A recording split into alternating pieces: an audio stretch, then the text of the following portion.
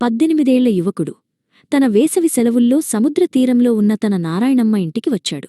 అతను నారాయణమ్మను కలిసి ఆమె ఆరోగ్యం గురించి అడిగాడు. మనవడు వచ్చాడని ఆమె చాలా సంతోషించింది. యువన్ అయోమయ స్థితిలో ఉన్నాడు. తన ఉన్నత పాఠశాల తర్వాత ఏమి చేయాలో తెలియక. అతనికి చదువులోగాని ఆటలలోగాని ఆసక్తిలేదు. నారాయణమ్మ సలహా మేరకు ప్రశాంతత కోసం సముద్రతీరానికి వెళ్లాడు. సముద్రతీరం ప్రశాంతంగా ఉంది. యువన్ ఇసుకలో పడుకుని ఆకాశం వైపు చూస్తున్నాడు. అకస్మాత్తుగా ఒక చిన్న అమ్మాయి రీతు ఒక కుక్క నుండి భయంతో పరిగెత్తుకుంటూ వచ్చి యువన్ను ఢీకొట్టింది. యువన్ గట్టిగా అరవడంతో కుక్క పారిపోయింది. నన్ను కాపాడినందుకు ధన్యవాదాలు అంది రీతు.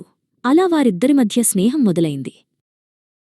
మరుసటి రోజు ఉదయం రీతు యువన్ ఇంటికి వచ్చింది. నారాయణమ్మ ఆమెను ఆప్యాయంగా పలకరించింది.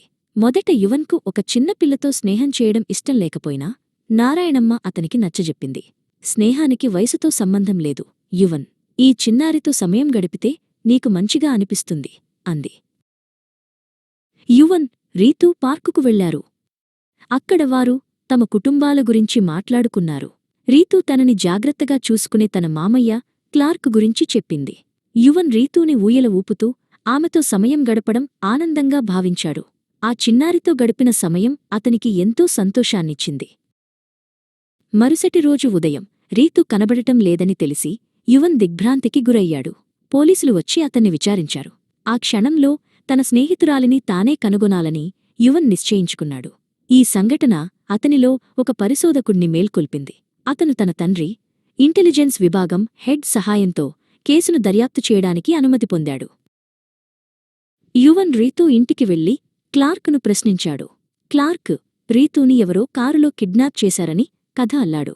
రీతూ తల్లిదండ్రులు దుఃఖంలో ఉన్నారు. కిడ్నాపర్ వదిలి వెళ్లిన ఒక నోటును వారు యువన్కు చూపించారు.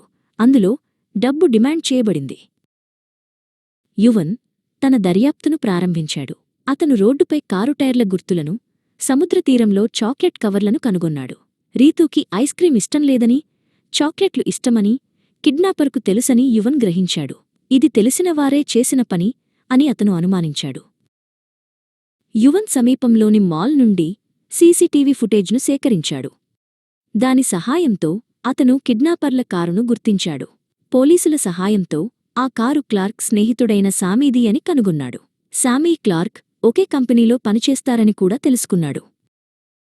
యువన్ క్లార్క్ను మళ్లీ ఎదుర్కొన్నాడు. కిడ్నాపర్కు రీతూకి చాక్లెట్లు ఇష్టమని తెలుసు. మీ స్నేహితుడు సామీ కారు టైర్ల గుర్తులు సంఘటన స్థలంలో ఉన్న వాటితో సరిపోలాయి అని యువన్ చెప్పాడు. భయపడిపోయిన క్లార్క్ డబ్బు కోసం తానే ఈ కిడ్నాప్ చేశానని నిజం ఒప్పుకున్నాడు. పోలీసులు రీతూని సముద్రతీరం దగ్గరనుండి కాపాడారు. యువన్ను చూడగానే రీతూ సంతోషంతో పరిగెత్తుకుంటూ వచ్చి అతన్ని కౌగిలించుకుంది. యువన్, నువ్వు నా బెస్ట్ ఫ్రెండ్ అంది. యువన్ నవ్వి ఆమెను సురక్షితంగా ఇంటికి చేర్చాడు. ఆ సంఘటన యువన్ జీవితాన్ని మార్చేసింది. తనలోని పరిశోధనా పటిమను గుర్తించి భవిష్యత్తులో ఒక ఇన్వెస్టిగేషన్ ఆఫీసర్ కావాలని నిర్ణయించుకున్నాడు. సంవత్సరాలు గడిచాయి. యువన్ తన కలను నెరవేర్చుకున్నాడు. ఇప్పుడతను ఒక గౌరవనీయమైన ఇన్వెస్టిగేషన్ ఆఫీసర్. అతను ఎన్నో క్లిష్టమైన కేసులను పరిష్కరించాడు. కాని తన మొదటి కేసు, రీతూ కిడ్నాప్ కేసు, ఎప్పటికీ అతని హృదయంలో ప్రత్యేకంగా నిలిచిపోయింది. అది అతనికి జీవితంలో ఒక లక్ష్యాన్ని ఇచ్చింది.